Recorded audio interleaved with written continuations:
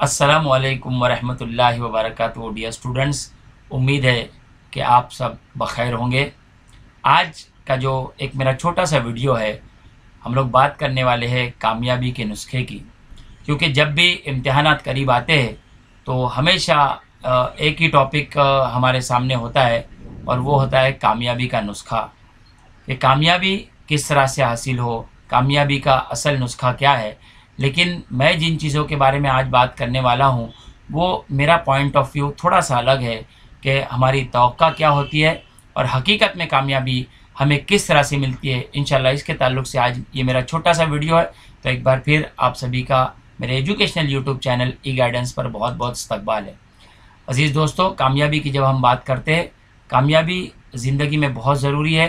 कामयाबी हासिल करते वक्त कई मरतबा हम लोग नाकाम होते हैं, लेकिन अपनी नाकामियों से हमें हार नहीं मानना है, बल्कि नाकामयाबी जो है वो कामयाबी का एक हिस्सा होती है। चलिए मैं छोटे से इमेज के ज़रिए आप लोगों को समझाता हूँ कि कामयाबी के लिए असल तौक़ा और हकीकत क्या होती है। अज़ीज़ दोस्तों, जब हम बात करते हैं मेहनत की तो हम हमेशा कहते हैं कि मेहनत करेंगे तो कामयाबी मिलेगी, मतलब मेहनत से कामयाबी मिलेगी।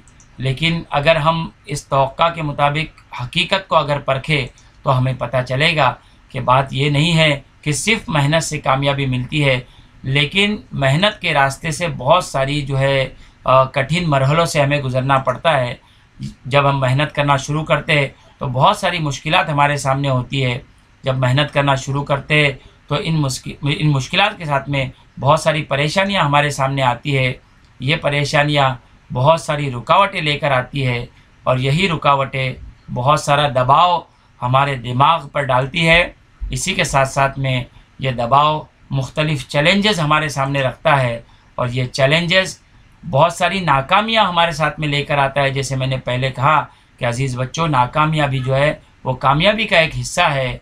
ये नाकामियाँ हमारे अंदर थकन भर देती है, हम थकन से चूर हो जाते हैं और यही थकन आहिस्ता आहिस्ता हम पर बोझ महसूस होने लगती है।